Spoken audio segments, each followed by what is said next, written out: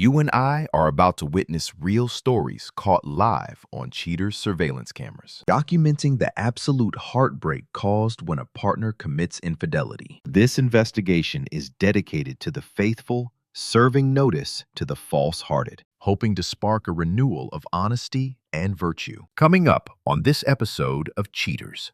That is disgusting. Why is Taylor having sex with a rubber blow-up doll? Our detectives followed him to an actual underground warehouse party. What the hell are you doing? Why are you having sex with a blow-up doll? Real reality television. Brought to you by the private investigators at the Cheaters Detective Agency. Welcome back to another season of crushing relationship heartbreak. Our first investigation tonight follows Brittany Fowler, a yoga instructor wanting a grounded romance.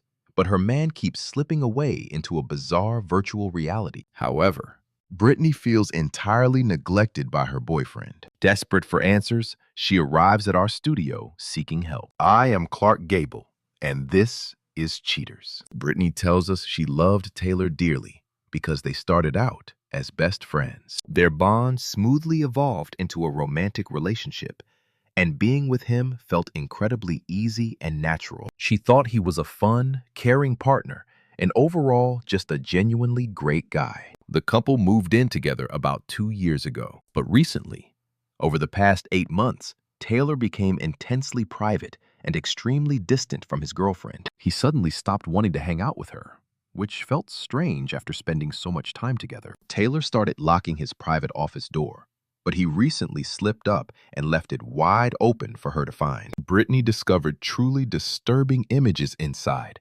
capturing them on video. She found a chaotic mess of bizarre pictures scattered everywhere, heavily featuring strange images of naked cartoons. Plus, a rubber blow-up doll was right on the floor. There were weird shapes and random body parts.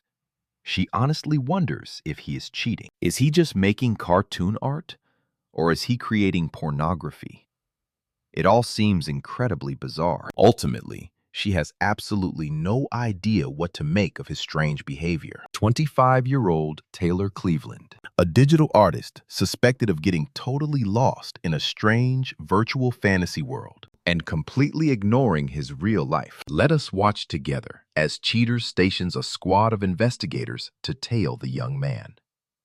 After a while, our suspect, Taylor Cleveland, emerges alongside a friend. They hop onto their electric skateboards and quickly speed off. The Cheaters surveillance team tracks the pair to a nearby cafe. Investigators set up and quickly spot an unidentified young woman. She soon joins the two men on the patio. Suspect Cleveland instantly greets her with a warm embrace. His buddy says his goodbyes and takes off. The Cheaters team continues tailing the suspect and his new female companion to her car. Brittany notes that Taylor has tried growing his fan base, and with that online exposure comes a whole lot of female attention, with many enthusiastic women constantly reaching out to him online. He became completely obsessed as time passed, pushing her aside to the point where now Brittany told us he wouldn't even speak to her whenever he emerged from his private office. She was completely banned from stepping foot inside that room. She confessed it felt like living with a total stranger.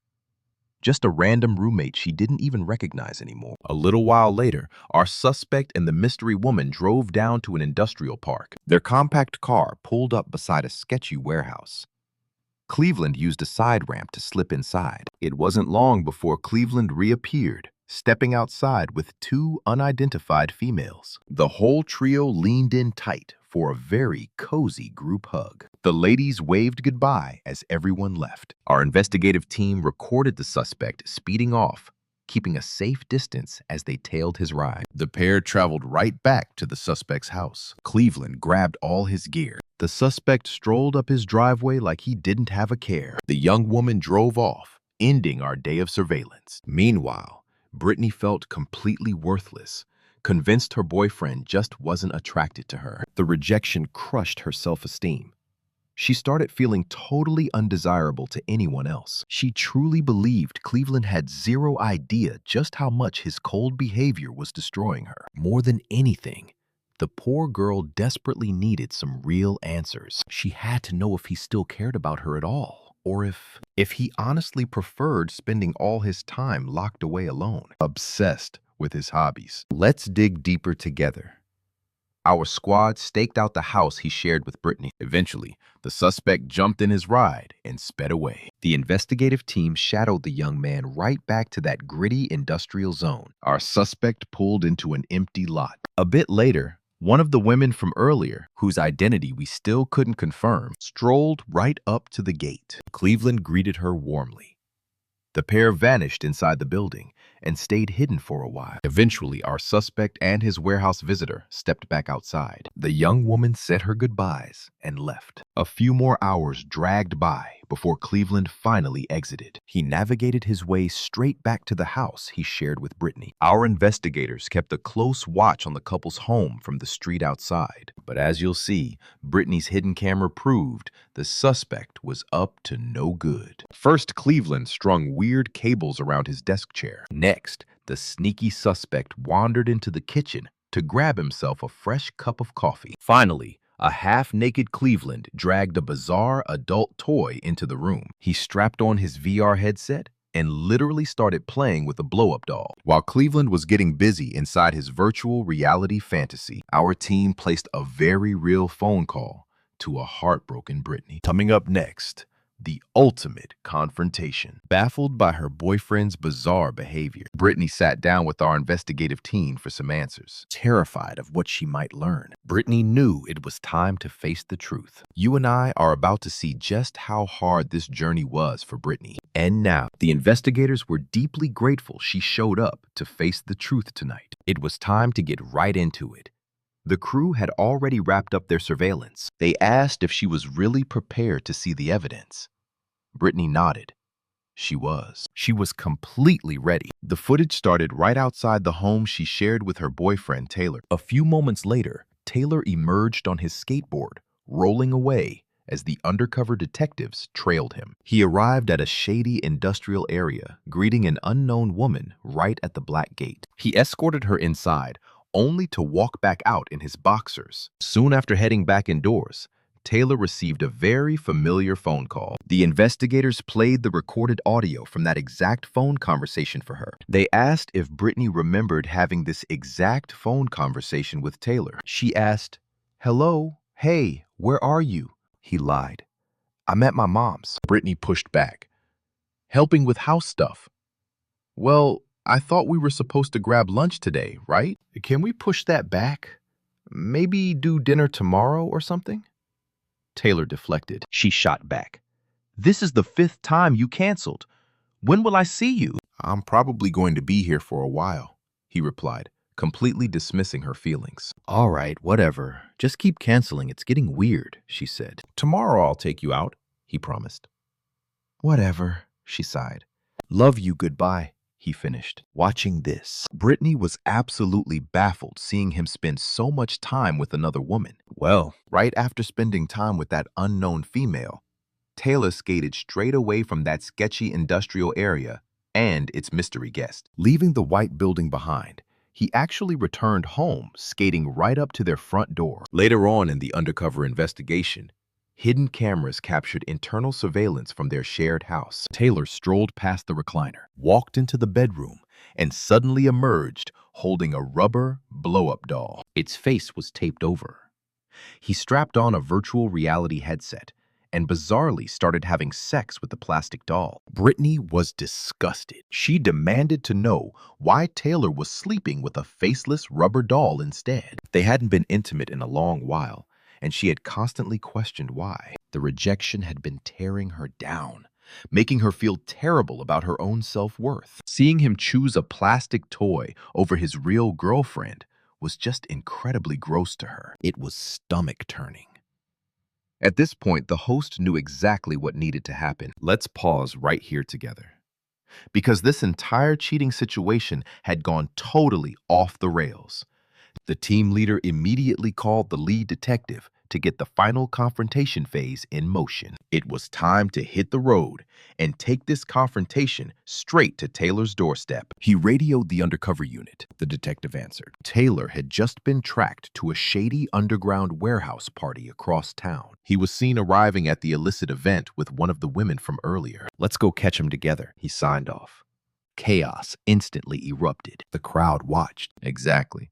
Taylor claimed he was just performing. The host stepped right in, demanding to pull the DJ aside for a serious chat. Let's watch as the host introduces himself, making it crystal clear why we're all here. The promoters panicked, yelling that this was a live gig and demanding some immediate answers. His girlfriend fired back furiously, accusing him of ignoring her while entertaining all these total strangers instead. She hired the investigators, strongly suspecting a betrayal. The other woman looked completely stunned, suddenly realizing he actually had a girlfriend. Security quickly tried shutting it down. She totally refused to back down, demanding the truth immediately. Taylor kept stammering about his music. She reminded him of every canceled date, pouring out her daily frustrations right in front of the rolling camera crew. He desperately played the victim, gesturing wildly to his supposed loyal audience. He arrogantly shouted his stage name, insisting he had a massive reputation to proudly uphold. The girlfriend turned her absolute fury toward the other woman,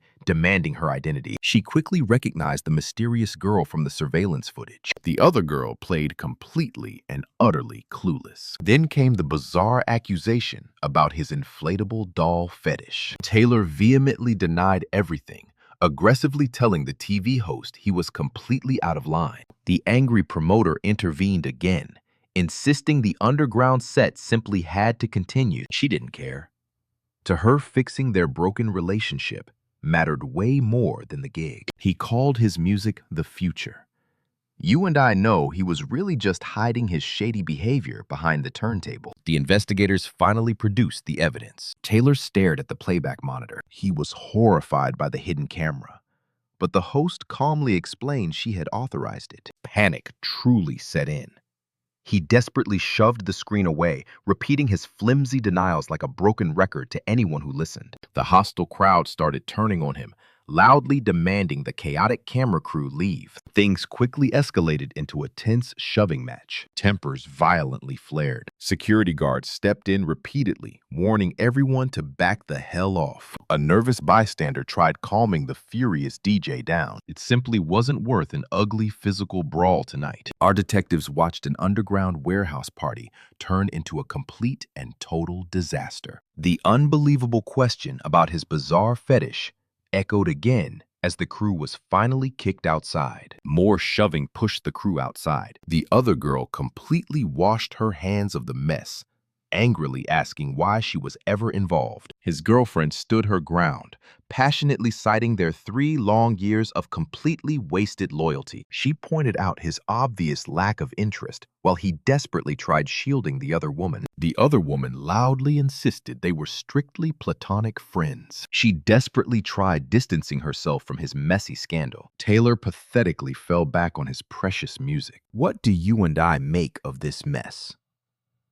The evidence usually speaks for itself. He insisted she just helped with his vision. She demanded to know what twisted vision. He called it future virtual reality. Bizarre virtual reality performances. The chaos was overwhelming for her. He offered to leave, claiming he was just performing. You and I can see her snapping, accusing him of lying for months. She demanded to know what really happened with those other girls. He mumbled they were only trying to build a unique, shared experience. He actually thought this whole bizarre situation was a truly great experience. She asked when he lost his way, reminding him she always supported his creative work. He always used to include her. Until now. Things had clearly been tough lately. She mocked the weird aesthetic wire wrapped tightly around his neck right then. She pointed out his creepy doll was wrapped up in the exact same way. He denied his hidden studio was filled with dirty pornographic images. He denied everything. He repeated they were just human studies. She fired back, asking why he wouldn't study human anatomy with his girlfriend. He blamed virtual reality,